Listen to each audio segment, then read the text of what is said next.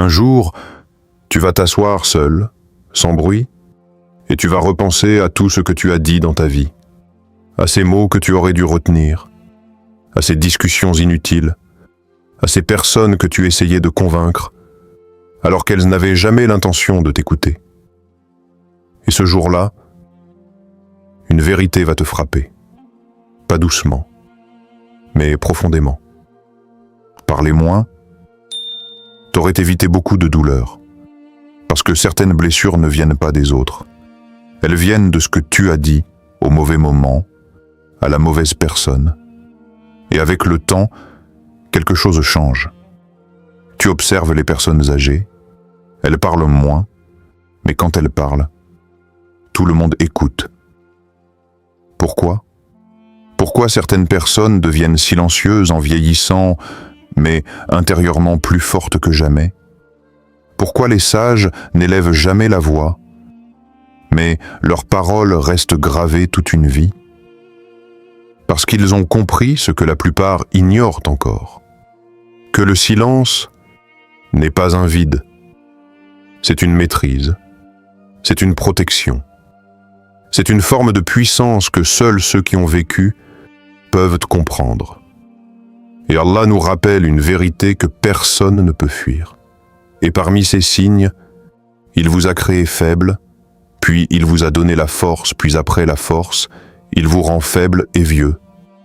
Oui, la vieillesse n'est pas seulement un affaiblissement du corps, c'est un réveil de l'âme, un moment où tu réalises que tout ce qui comptait avant n'a plus la même valeur.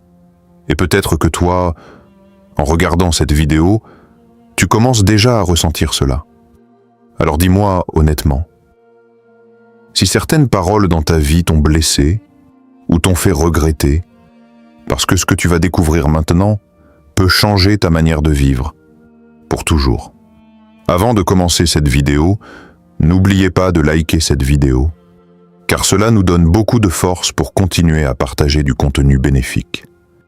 Et je vous invite à vous abonner à notre chaîne et d'activer la cloche de notification pour rester informé de nos prochaines publications sur la foi islamique. Partagez-la avec vos proches et laissez un commentaire pour me dire ce que vous en pensez. Merci et bonne vidéo. La dure réalité de la vie. Trop parler. Épuise. Dans la vie, il y a une réalité que peu de gens acceptent au début, mais que tout le monde finit par comprendre. Trop parler. Épuise.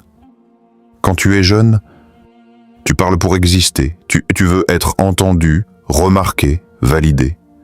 Tu racontes, tu expliques, tu argumentes, parfois même sans qu'on te le demande. Puis vient la maturité. Là, tu parles pour convaincre. Tu veux prouver que tu as raison. Tu défends tes idées, tu corriges les autres, tu t'engages dans des discussions qui n'en finissent jamais. Mais un jour, quelque chose change. Avec le temps, avec les blessures, avec les déceptions, tu réalises que parler ne change pas toujours les gens. Et pire encore, parler peut te vider, parce que chaque discussion inutile prend de ton énergie. Chaque argument t'éloigne de ta paix, et chaque mot mal placé peut créer une fissure difficile à réparer. Un homme âgé racontait un jour, avec un regard rempli de regrets, « J'ai perdu des amis en parlant trop, mais je n'ai jamais perdu la paix en restant silencieux. » Ces mots sont simples, mais ils portent le poids d'une vie entière. Et ce que beaucoup oublient, c'est que dans chaque mot que tu prononces, il y a une responsabilité. Comme le rappelle Allah dans le Coran, pas une parole qu'il prononce sans qu'un observateur prêt à l'inscrire ne soit présent. Chaque phrase est notée. Chaque mot est compté. Même ceux que tu pensais insignifiants. Alors pose-toi cette question. Combien de paroles dans ta journée sont vraiment utiles? Combien de fois parles-tu juste pour remplir le silence? Parce que parfois, le silence n'est pas un manque. C'est une sagesse que peu maîtrisent. À partir d'aujourd'hui, filtre tes paroles comme si chaque mot comptait devant Allah. et sois honnête avec toi-même. Est-ce que le silence t'a déjà sauvé d'un problème? Parce que ce que tu vas comprendre ensuite va encore plus loin que ça. Histoire coranique, le silence de Mariam. Il y a dans le Coran une histoire bouleversante qui révèle une vérité que peu de gens comprennent vraiment. C'est l'histoire de Mariam, une femme pure, une femme choisie, mais surtout une femme confrontée à une épreuve que personne ne pouvait imaginer. Elle porte un enfant, sans mari, et elle sait que les regards, les accusations, les jugements vont tomber sur elle. Dans ce moment de tension extrême, où n'importe qui aurait voulu se défendre, expliquer, crier son innocence, Allah lui donne un ordre surprenant. Si tu vois quelqu'un, dis « J'ai voué un jeûne de silence au tout miséricordieux ». Un ordre qui va à l'encontre de tout réflexe humain. Ne te défends pas, ne t'explique pas, ne réponds pas. Reste silencieuse. Pourquoi? Parce que parfois, parler n'arrange rien. Parfois, se justifier t'abaisse encore plus. Et parfois, le silence devient une forme de protection divine. Ce silence n'était pas une faiblesse. C'était une obéissance totale à Allah. C'était une confiance absolue dans sa justice. C'était une élévation spirituelle. Et regarde ce qui s'est passé ensuite. Ce n'est même pas elle qui a parlé pour se défendre. C'est Allah qui a fait parler son enfant, un miracle, pour prouver son innocence. Subhanallah. Cela nous enseigne une chose puissante. Quand tu te tais pour Allah, Allah parle pour toi. Combien de fois dans ta vie as-tu essayé de te justifier face à des gens qui avaient déjà décidé de ne pas te croire? Combien de fois as-tu gaspillé ton énergie à répondre à des accusations inutiles? Mariam nous apprend que parfois, répondre, c'est descendre, se taire, c'est s'élever. Parce que le silence, dans certains moments, n'est pas un abandon. C'est une stratégie divine. Alors rappelle-toi de cela. La prochaine fois que tu veux te défendre inutilement, choisis le silence. Pas par faiblesse, mais par force intérieure. Et si tu veux vraiment intégrer cette puissance dans ta vie, je me tais pour Allah. Parce que ce pouvoir peut transformer ta manière de réagir pour toujours. La vieillesse, retour vers soi avec le temps. Quelque chose change en toi. Ce n'est pas forcément visible, mais c'est profond, silencieux, presque invisible aux autres. Tu commences à comprendre les gens sans qu'ils parlent. Tu lis dans leurs intentions sans qu'ils les montrent. Et surtout, tu n'as plus ce besoin constant de prouver qui tu es. La vieillesse n'est pas seulement une question d'âge. C'est un retour vers soi. Un moment où tu réalises que tu as passé une grande partie de ta vie à chercher l'approbation des autres, à vouloir être aimé, reconnu, accepté. Mais à quel prix? Un vieil homme disait, avec une voix calme, presque libéré, quand j'étais jeune, je voulais que tout le monde m'aime. Maintenant, je veux juste être en paix. Cette phrase résume une transformation que peu de gens anticipent, parce qu'un jour, tu comprends que plaire à tout le monde est impossible, et que courir derrière les gens te fait perdre toi-même. Alors tu ralentis, tu parles moins, tu observes plus, tu t'éloignes du bruit pour te rapprocher de l'essentiel. Et cet essentiel, Allah nous le rappelle clairement dans le Coran. Le jour où ni les biens ni les enfants ne seront utiles, sauf celui qui vient à Allah avec un cœur saint. Un cœur saint. Pas une belle image, pas une réputation parfaite, pas des apparences trompeuses. Un cœur pur, c'est là que tout change. Parce que tu réalises que ce qui compte vraiment, ce n'est pas ce que les gens pensent de toi. C'est ce que ton cœur contient quand tu es seul avec Allah. Alors pose-toi cette question. Sincèrement, combien de temps investis-tu dans ton cœur, comparé à ton image? Parce que dans la vieillesse, ceux qui trouvent la paix ne sont pas ceux qui ont été les plus admirés, mais ceux qui ont appris à se recentrer. À partir d'aujourd'hui, travaille ton cœur plus que ton image, purifie tes intentions, calme ton âme et détache-toi du regard des gens. Et dis-moi honnêtement, préfères-tu la paix intérieure ou l'approbation des gens? Ta réponse en dit long sur ton état aujourd'hui, les dangers de parler trop en fin de vie. Il y a une vérité difficile, mais essentielle à entendre. Plus tu avances dans la vie, plus tes paroles ont du poids. Et pourtant, beaucoup de gens continuent à parler comme s'ils avaient toute une vie pour réparer leurs erreurs. Mais en fin de vie, ce n'est plus pareil. Chaque mot devient lourd, chaque souvenir revient, chaque phrase mal placée laisse une trace, et les dangers de trop parler deviennent évidents. Des disputes inutiles, qui n'auraient jamais dû exister. Des relations brisées à cause de quelques mots, des paroles blessantes, que même le temps n'a pas effacées. Parce que contrairement à ce que l'on pense, les mots ne disparaissent jamais vraiment, ils restent dans les cœurs. Un homme, sur son lit de mort, a dit une phrase qui glace le cœur. « Si je pouvais revenir en arrière, je parlerais moins et j'écouterais plus. » Ce n'était pas un homme ignorant, c'était quelqu'un qui avait vécu, quelqu'un qui avait compris, trop tard, parce qu'à la fin, tu ne regrettes pas ton silence, tu regrettes tes excès de parole, tu regrettes les moments où tu aurais dû te taire, tu regrettes les mots que tu ne peux plus effacer. Et c'est pour cela que le prophète, que la paix et le salut d'Allah soient sur lui, nous a donné une règle simple, mais puissante. Que celui qui croit en Allah et au jour dernier dise du bien ou se taise. Pas de milieu.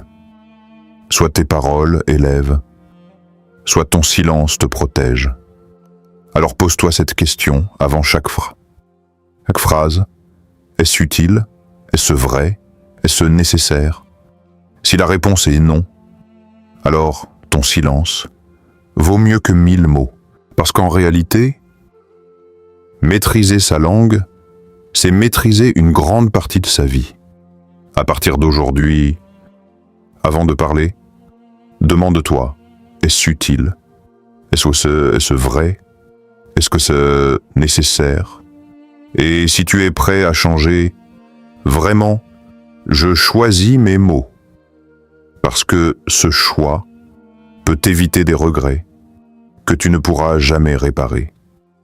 Le silence comme force spirituelle. Et si le silence n'était pas seulement une absence de parole, et s'il était en réalité une porte vers quelque chose de plus profond, une porte vers une connexion que beaucoup cherchent, mais que peu atteignent. Parce que lorsque tu réduis le bruit autour de toi, quelque chose commence à émerger en toi. Tes pensées deviennent plus claires, ton cœur devient plus attentif, et ton âme commence à respirer. Le silence n'est pas vide, il est rempli de présence. C'est dans ces moments silencieux que tu commences à te retrouver face à toi-même, sans distraction, sans masque, sans fuite. Et c'est là que la transformation commence. Les pieux prédécesseurs disaient « Le silence est une porte vers la sagesse ». Pourquoi? Parce que celui qui parle moins observe plus. Et celui qui observe plus comprend mieux. Mais surtout, celui qui se tait laisse de la place pour quelque chose de plus grand. Le rappel d'Allah. Parce que chaque mot inutile que tu élimines crée un espace pour un mot qui élève. Chaque silence que tu choisis devient une opportunité de te rapprocher d'Allah. Et Allah décrit ceux qui ont atteint cette proximité. ceux qui se rappellent Allah debout, assis ou couché. Ce verset nous montre une réalité puissante, le vrai remplissage du silence. C'est le dhikr, pas le vide, pas l'ennui, mais une présence constante. Imagine un instant, au lieu de parler pour rien, ta langue dit « Subhanallah, Alhamdulillah, Allahu Akbar ». Au lieu de répondre à des provocations, tu te replies vers Allah. Au lieu de perdre ton énergie, tu la transformes en lumière intérieure. C'est ça, la vraie force. Transformer ton silence en adoration. Parce qu'au final, ce n'est pas celui qui parle le plus qui est fort. C'est celui qui maîtrise sa langue et nourrit son cœur. À partir d'aujourd'hui, remplace les paroles inutiles par le dhikr, même doucement, même peu, mais sincèrement. Et si tu veux commencer dès maintenant, Subhanallah, et laisse ton cœur apprendre à vivre dans un silence rempli de présence divine. Se détacher des gens avec sagesse, avec le temps. Tu réalises une chose essentielle. Tout ne mérite pas ta réaction. Dans la jeunesse, tu veux répondre à tout. Tu corriges, tu débats, tu t'impliques dans chaque discussion, comme si chaque mot était une bataille à gagner. Mais en vieillissant, ta vision change. Tu comprends que certaines personnes ne cherchent pas la vérité. Elles cherchent juste à parler. Tu comprends que certaines discussions ne mènent nulle part. Elles épuisent sans construire. Alors peu à peu, tu arrêtes de corriger tout le monde, tu choisis tes batailles, tu apprends à te retirer sans te sentir faible. Un vieil imam disait avec une sérénité impressionnante : « Je ne réponds plus à tout, parce que tout ne mérite pas une réponse. » Cette phrase est une clé, parce que répondre à tout, c'est donner de la valeur à tout, mais ignorer intelligemment, c'est préserver ton énergie pour ce qui compte vraiment. Et cette attitude n'est pas nouvelle. Allah décrit les serviteurs sincères avec une qualité rare. Et quand les ignorants s'adressent à eux, ils disent « c'est paix ». Pas de colère, pas de débat inutile, pas de descente au niveau de l'ignorance, juste la paix.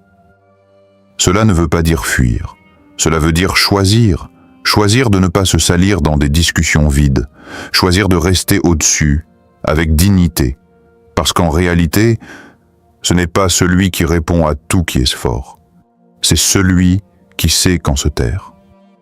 Alors, rappelle-toi de cela. Ne réponds pas à tout, protège ton énergie, protège ton cœur, protège ta paix, protège ton temps.